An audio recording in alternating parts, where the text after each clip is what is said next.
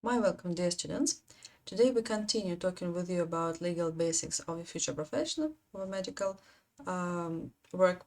And today we'll continue with the lecture 2 with the system of legislation, legal system, and the health system. So to begin with the main part, with the first part, with the legal system, we should first of all talk about the legislation. So, and the legislator by itself. As I told you before, in the government, there are the certain branch which take care about the legal part of the system of the state. First of all, we should understand what is legislator mean. A legislator is a deliberative assembly with authority to make laws for a political entity such as a country or a city. As I told you before, we can talk about different parts of a country, for example. We can call them state or other parts, for example, regions in some countries, and they also can make laws for themselves, for the certain territory of this part of the country, or for the whole country by itself, if we talk about the government and the legislator of the whole state. So, legislators form important parts of most governments. In the separation of powers model, they're often contrasted with the executive and judicial branches of the government. So, as I also told you before, we talk about three branches: the executive, the judicial, and the legislature branches of the power. In different countries, we can find different names of these national legislators. It can be called, for example, parliaments, Congress, Diet, Assembly, and so on. Depending upon the country, in different countries, there are different number of members of these legislator organs and different system of the legislation. Of course, the goal and the idea is one, so to create the special system for regulating behavior of citizens of the certain country and to make it more comfortable for living. So, laws enacted by the legislators are known as legislation, and the members of the legislature are called legislators. So the special numbers and special people in the certain organ which creates the system, which controls this system to modernize or to control the certain system, the legal system, certain legal system in the each country. If we talk about legal system, we can talk about the contemporary legal system of the world, and these are generally based on one of the four basic systems. We can talk about civil law, common law, statutory law, religious law, or the combination of this all. But we'll talk about it a bit later. So, talking about the legislation, to understand the process, you and me should remember that members of the legislature usually represent different political parties. It creates for the comfort living in a country, I mean political living in a country. In democratic countries, there are several political parties which propose their ideas in the political way with the votes and so on. So they can help to control all the areas of the government and the living in the country. The members from each party generally meet as a caucus to organize their international affairs. So, also, during the legislature, they may debate and vote upon bills as a single unit, or it may be composed of multiple separate assemblies called by various names, such as legislative chambers, debate chambers, houses, and so on. For example, if we talk about Russia, we can call it Duma. There are 450 people from different political parties, and they propose their own ideas for creating different laws to regulate system in Russia, and system in the whole country or in a separate area.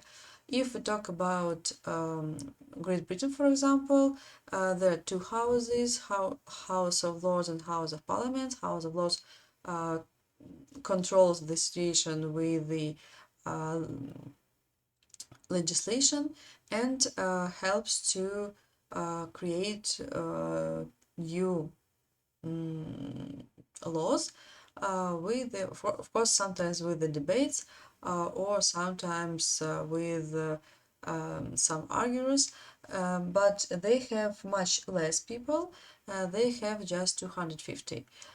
If we talk about other countries, we can find different number of people depending upon the number of the nation of the certain country or depending upon the historical situation in this country.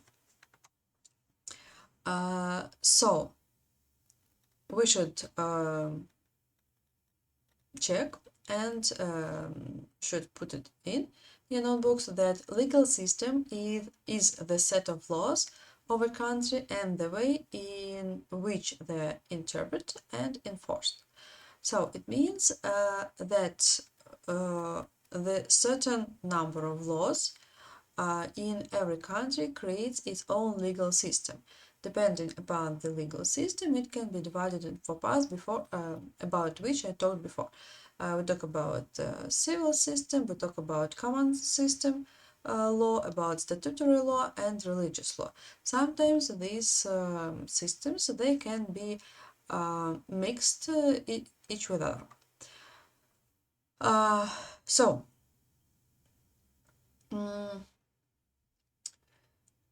the next thing we should talk about is that legal system consists of a written or oral constitution, legislation, statutes enacted by the legislative body, established by the constitution, customs applied by the courts on the basis of traditional practices, and principles of practice of law, common, Roman, or other code of law. On the last lecture, we talked about the sources of law, in which we talked about the constitution, about, for example, codes in some countries or the legislation with its statutes, about the customs, about the practice, commentaries, principles, practice, and so on. I hope you remember that we talked about the stage from the most powerful to the less powerful. In different countries, this line can be changed. So, the contemporary legal system, as already told, in the world there are four basic legal systems: civil, common, religious, statutory, and the combination of this. Sorry, I lost the statutory law on the picture. So if we talk about combination, for example, civil and canon law, civil and common law, and so on.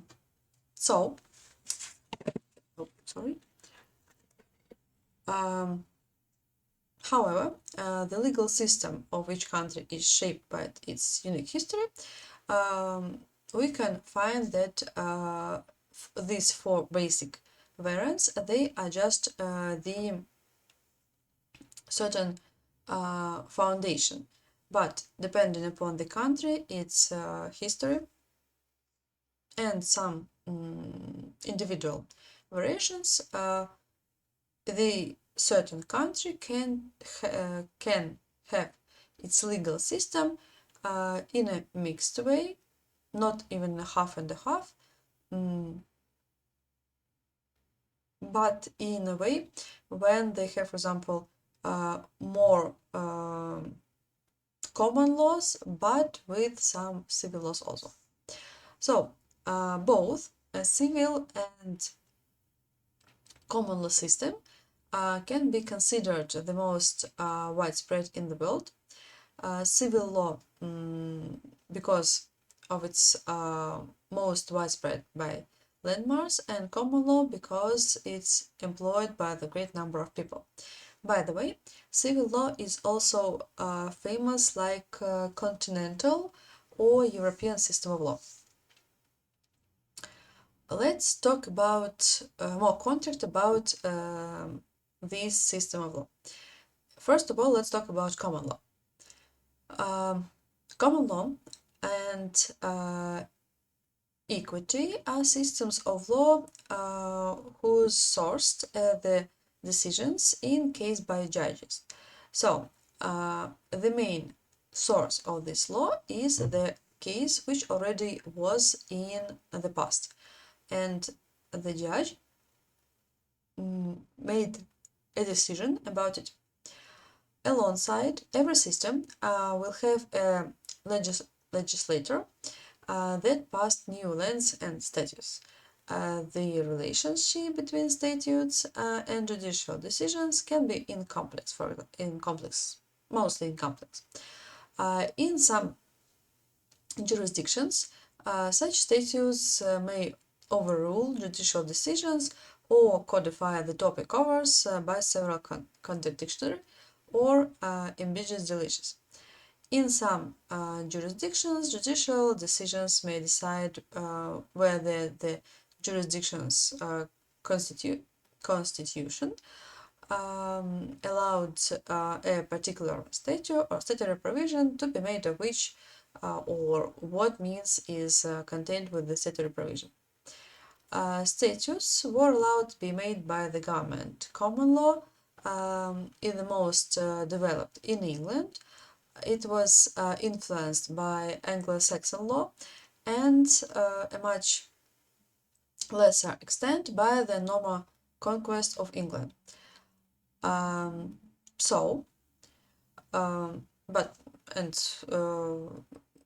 Norman conquest came from Norman law, it came from Celtic law, yes. So you see the long history of creating this modern system, but now we talk about just common law.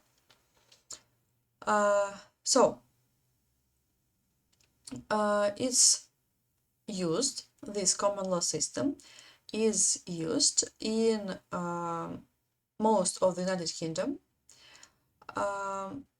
in Australia, in India, excluding Goa, also in South Africa, in some countries of South Africa, in Canada, in Hong Kong, United States, and in many other places. So a big number of different countries use this system of law, or its part, better to say like this. For example, let's take an example, Nigeria. Nigeria operates largely on a common law system, but it also incorporates the part of religious law. But in this way, you see, we have a mixture one. Example. So in the European Union, the Code of Justice takes an approach mixing civil law based on the treaties, which an attachment to the importance of case law. One of the most fundamental documents to shape common law in the England Magna Carta, which placed limits on the power of the English kings.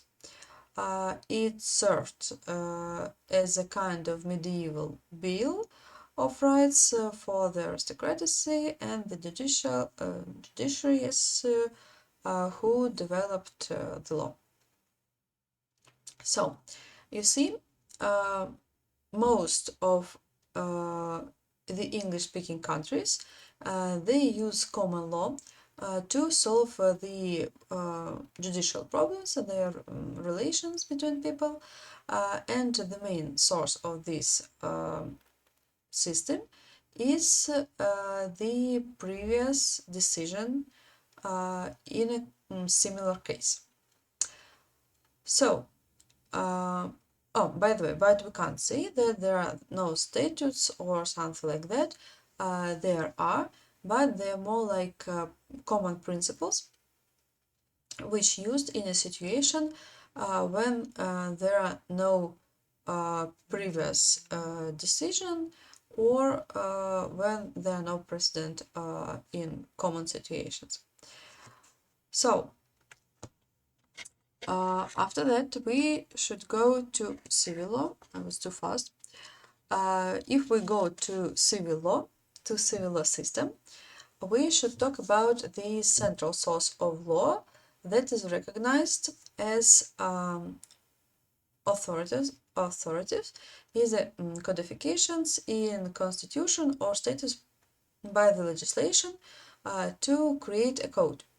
So, as I told you before, the last lecture, there are special books in which we have statutes, articles, which control the similar or the special relations.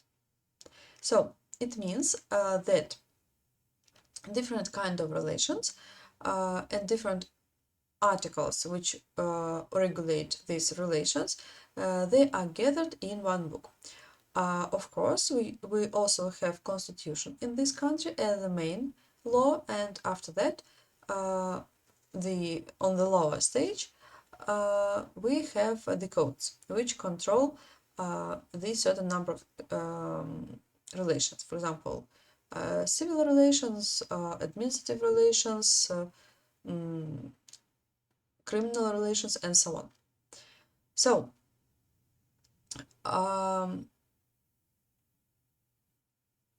the first code which was created, it was in Babylon. It was the code of Hammurabi, which was created as the first system for regulating the civil relations. The next step of regulating similar relations or regulating it in such a way was a Roman Empire, and after that already, in more particular time, the corpus of Julius Civilis used by Emperor Justinian, who created it in 529 year Anno Domini. So it was really an extensive reform of the law in Byzantine Empire. Just the collecting statutes in one book, it was already a big deal. So also we can talk about the situation that civil law was also a partly influenced by religious law, such as canon law and Islamic law. Civil law today, in theory, inspired even in a more way. It's inspired in a more way than created by somebody. So you see, the old ideas and moral rules, they had a great influence on the modern civil law. Only legislative enactments, rather more than legal procedures, precedents as in common law. Those enactments are considered legally binding. The civil law can be divided on different parts, mostly depending upon the country which controls or which regulates the part of the territory. For example, we can talk about French civil law, first of all. Of course, it's in France, in Italy, in Romania, in Spain, and some other former colonies of these countries. We can talk about German civil law. First of all, it's in German, in Australia, Switzerland, Estonia, Latvia, Bosnia and Herzegovina, Croatia, and so on. A rather big number of countries, for example, also China and Japan. Scandinavian civil law. Here we talk about the peninsular regulation, and as it has its territory far from other countries, so they also created their own civil law system. So Denmark, Norway, Sweden, it's like a historical situation. The next one is Chinese law, but in this case we should talk about the mixture of civil law and socialist law, which are used in People's Republic of China. So we see a kind of mixture also.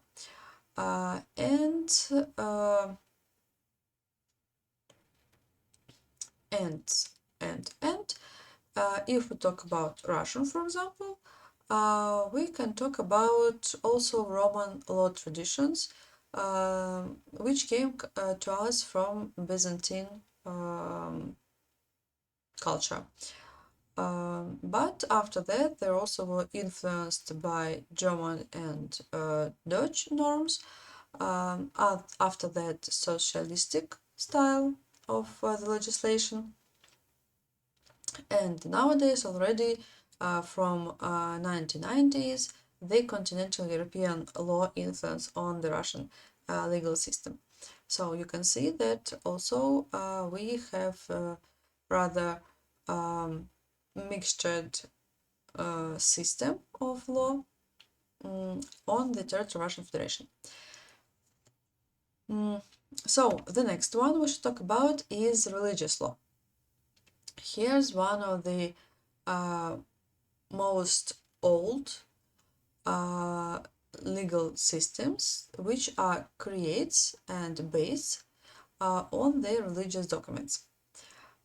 So religious law refers to the notion of the religious system or documents being used as a legal source through the methodology used varies.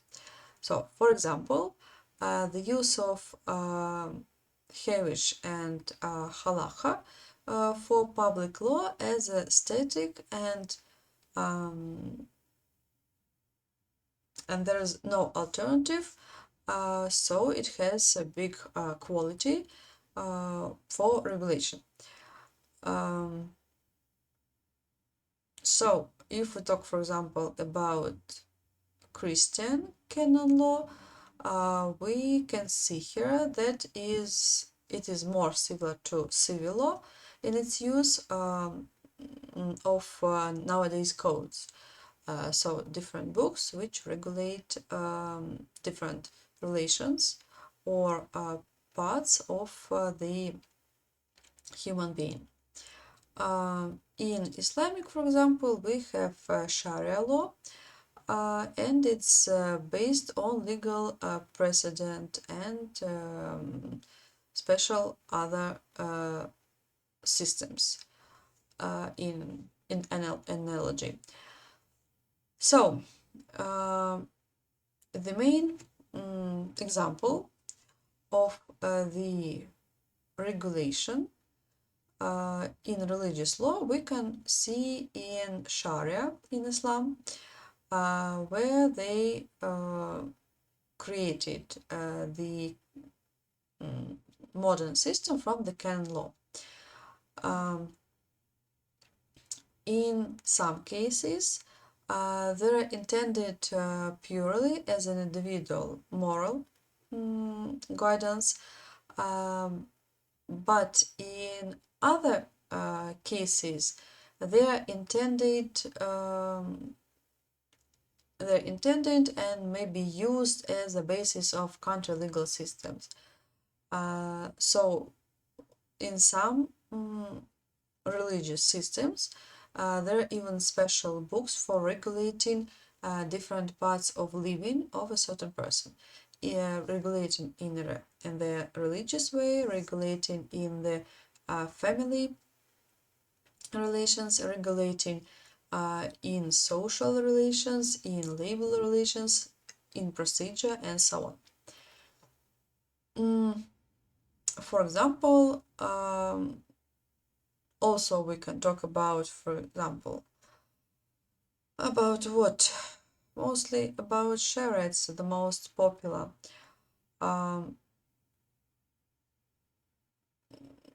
We can also talk about the situation that Sharia governs a number of Islamic countries, including, for example, Saudi Arabia and Iran, even in a situation that they may look very modern. Also, it had influence on some countries of Africa, such as Nigeria, for example. Sharia is popular there in some northern states, but in other states they use common law. So, the last one, the mixture form. Here we talk about the system where there are a mixture of main legal systems. For example, in Morocco, we can see the mixture of Islamic and French and Spanish law system. So, depending upon the history of this country, it can be under the guidance, for example, of French or Spanish civilization, but in the foundation they had the Islamic law, so it didn't change it totally at all. So, too fast, sorry. First of all, we can also talk with you about another dividing of law on private and public. So in private relations, we can see the main idea that all the people are equal. It's not dependent upon even the people, it's dependent upon the members of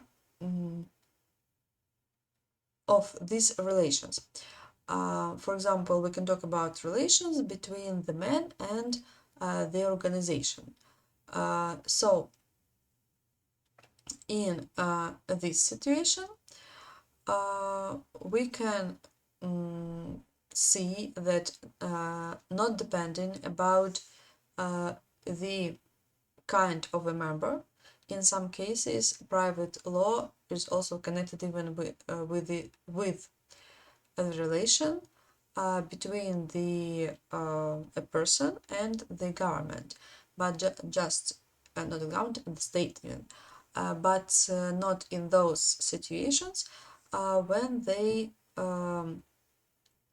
have the, for example, administrative relations, when the state stands higher than the person and regulates his behavior. But in relations of usual deals, they can be equal, even in this situation. Also in private laws, we talk about the regulatory statutes which control those relations. For example, as a result, as an example, we can talk about some deals. For example, a usual deal, buy and selling. And in usual, in general terms, we can say that private law involves the relations between private citizens, while public law involves interrelations between the state and the general population. So usually the public law controls not just the certain relations, but the whole general population. So talking about public law, in this part we talk about the law which governs relations between individuals and the government. And those relations between them has a direct concern to society.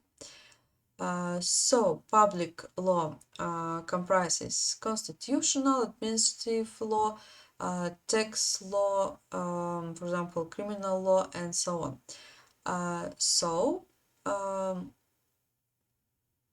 In this case, you can see the most important function is a controlling one.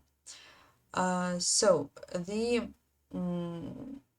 relations, the public relations, governs asymmetric and unequal relations between the government bodies and the individuals. However, as a consequence of this rule of law doctrine,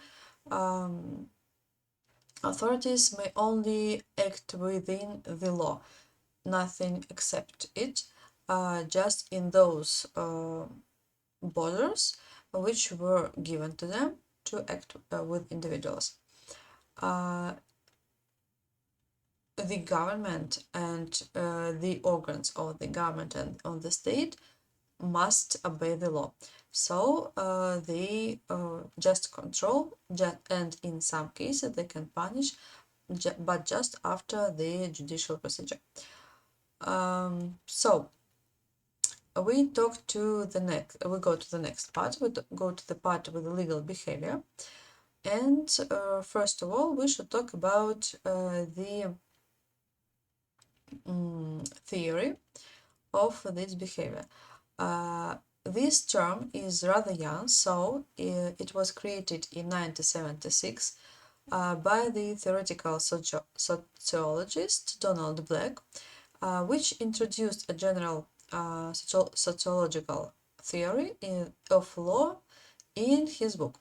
The name of book was The Behavior of Law. He tried to exemplify a sociological paradigm known as pure sociology. So, talking about legal behavior, we can see that the second part is rather popular for using. So the word behavior is used here as it's used in the physical sense of to refer to variation. In this sense, everything behaves, including particulars, storm system, and the law. It means that according to the word behavior in legal way, in legal part, we talk about the rules which should be used by a person, and these rules are laws.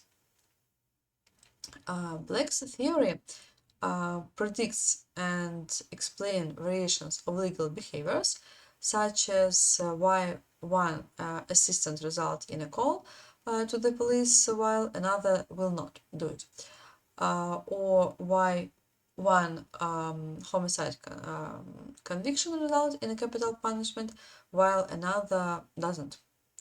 So,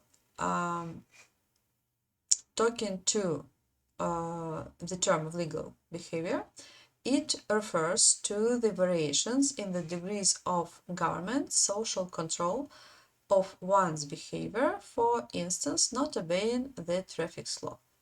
As you see here, we have the idea about the certain laws which were created by the government, and in this way, government is also like the controlling organ.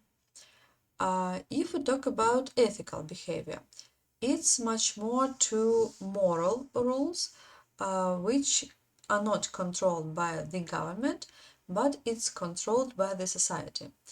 So, if we talk about ethical behavior, on the other hand, is being in accordance with the accepted principles of rights and wrong which govern to the conduct of the profession. For example, we can talk about female employees and unethical behavior with her. So, as you see, in every labor relations, there should be ethical, but we can also call it social, moral rules. But it doesn't mean that legal behavior and ethical behavior are not connected. Their borders are so small and the lines are so close that we can see that some ethical behavior is controlled by laws. So you see, in these standards, the law is also used like a controlling part. So the next part we should talk with you about is the legal, is the health system. So the health system, which also sometimes referred to as healthcare system or healthcare system, is the organization of people, institutions, and resources that deliver health care services to meet the health needs of the target population. So it means that in every country and on the worldwide area, we can talk about the special created system to control the health of the population of the certain country or of the world. There is a wide variety of health systems around the world, which has many histories and organizational structures as there are nations. So in every country there can be created its own health system, and according to this, it has different regulation. So implicitly, nations must design and develop their health system in accordance with their needs and resources. But although common elements in virtually all health systems are primary healthcare and public health measures. So it means that in every country we can find the certain documents which control the health system in the country by its legal regulation. In some countries, health system planning is distributed among market participants. In others, there is concert efforts among government, trade unions, charities, religious organizations, or other coordinated bodies to deliver planned health care services targeted to the population they serve. However, healthcare planning has been described as often evolutionary rather than revolutionary. So you see, in every country, even with the system which was created by the government, anyway, there are a lot of clean places, like on the white paper, which are still not controlled or not well developed in the health system. As with other social institutional structures, health system like to reflect the history, culture, and economics of the state in which they involve. Depending upon the history, depending upon the development of the country, we can see different levels of the health system around the world. So,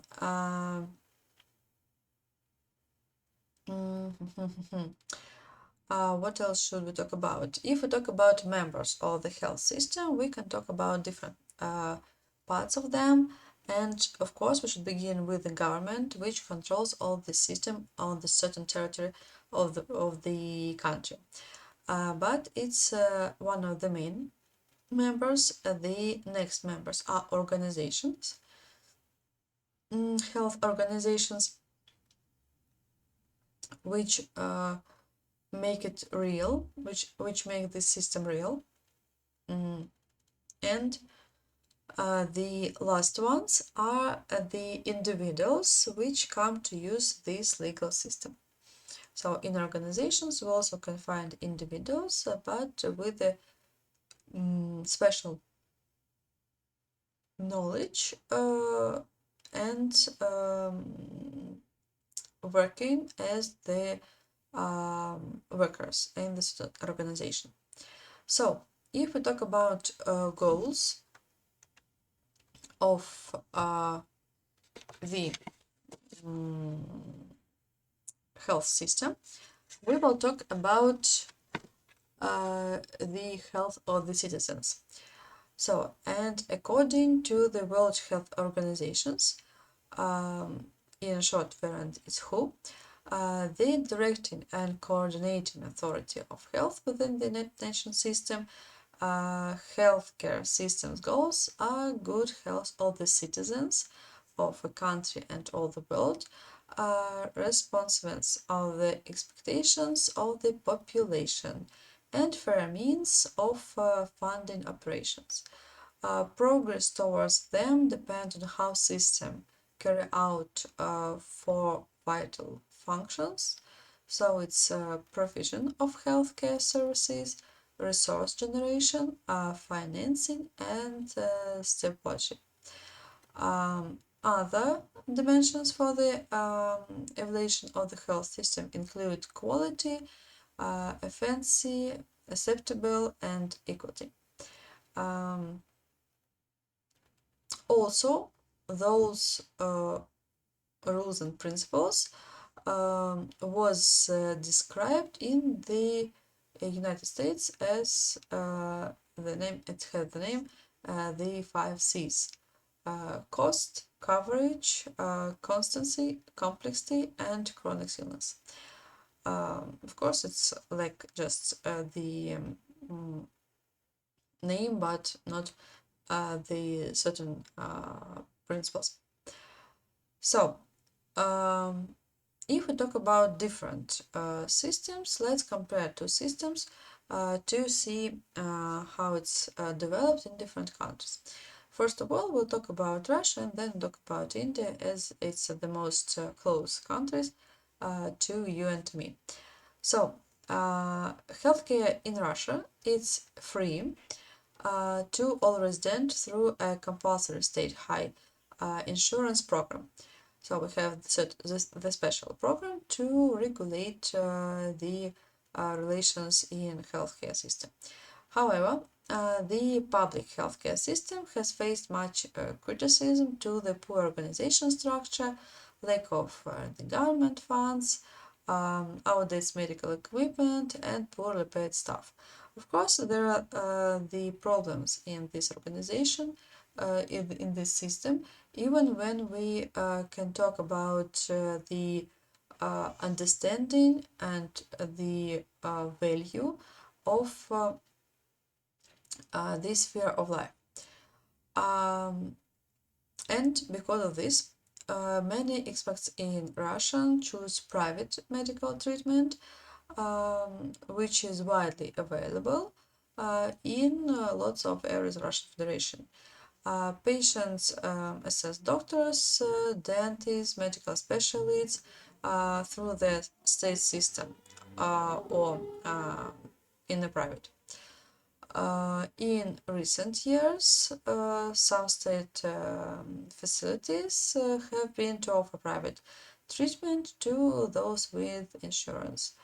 Some private providers also offer some public healthcare services, but we should say that all of them should have license to practice. The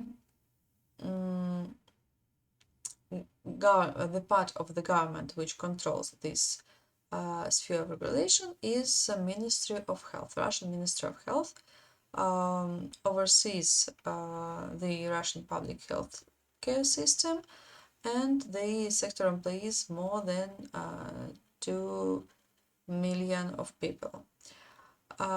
Federal regions also have their own departments of health, for example, in Moscow, in Crimea, and in other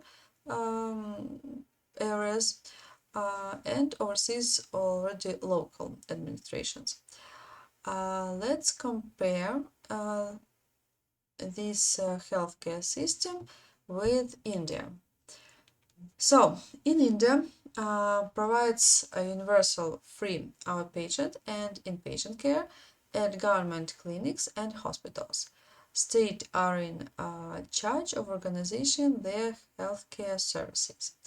However, government facilities are notoriously understaffed and ill-equipped. You see something common with the Russian Federation. So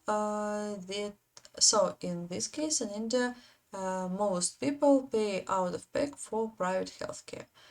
Also, we can see something common. The National Health Protection Scheme was recently launched to attempt to address it. It supersedes the earlier underperforming National Health Insurance Program. So, as you see, in India and in Russia, we can find common problems such as poor equipment, not high level of the government and free treatment, and other similar situations. So, also in India, we can talk about the situation that the government workers and most formal employers have their own health insurance schemes. A few private health insurance providers also exist with limited uptake. Less than 40% of windows are insured. So, of course, in this situation, we can see a bit more poor situation with the system of healthcare. But I hope that in future, India will become much more developed in this sphere and will control this area in a better way. So the situation is worsened by the poor quality of public healthcare service and the storage of doctors and equipment. Corruption, as in many countries, it's very pity, but it's the truth. Along with accessibility issues and drawbacks and so on. Of course, we can't say that the system is dirty or the system is totally bad, but in every system we can find something unpleasant. So also we should add that India spends less than 4% of its GDP on healthcare. In my opinion, it's a bit small percent, but in anyway, it's at least something. So this percent with the quota being funded by the public sector. So also the public sector money can go to regulate this sphere of life. Out-of-pocket payments at private hospitals make 75% of the total expenditure in stark contrast to other poor countries. So, as you see, it's a rather big problem all over the world that we can find unpleasant situation with the healthcare system. Of course, on the worldwide area, there are a lot of organizations which try to control the international relations in this sphere of living. They try to help. There were different situations where, for example, Russian Federation sent some medical health to other countries when they were in a bad condition after, for example, earthquakes or in a war situations or times. So we can't say that the system is dead, but of course we also can want to see more developed and more modern system of the regulation.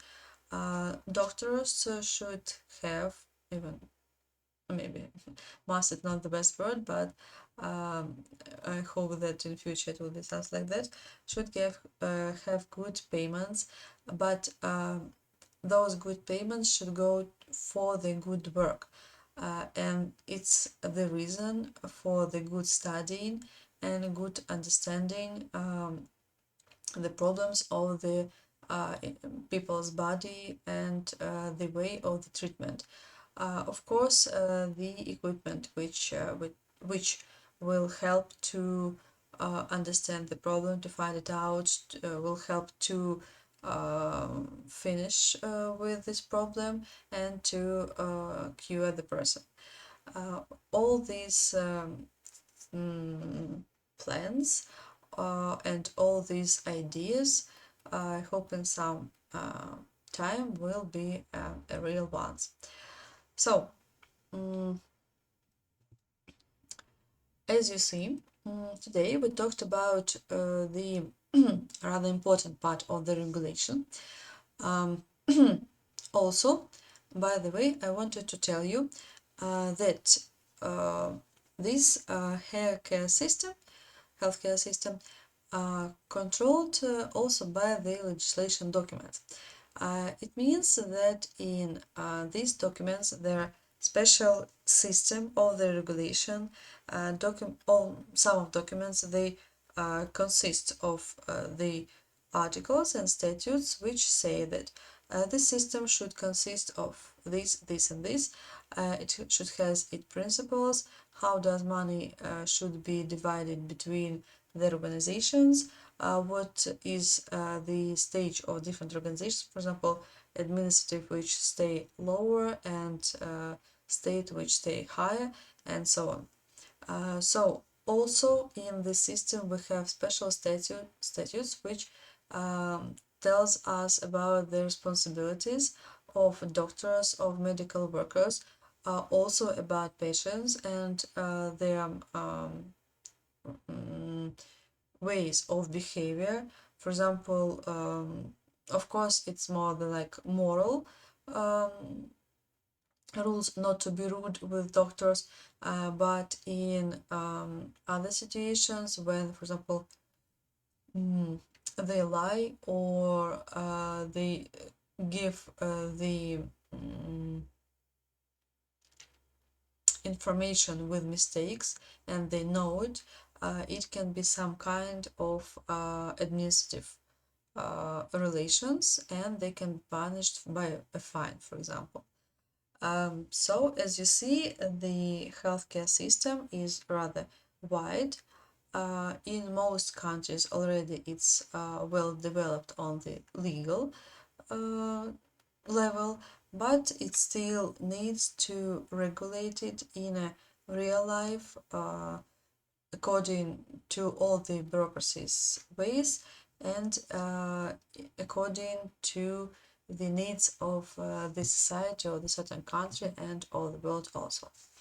So on this point I will finish today's lecture. Thanks for your attention. If you have some questions, we can talk about them on our practice lessons with me or with your another teacher. Thanks for your attention. Have a good day and goodbye.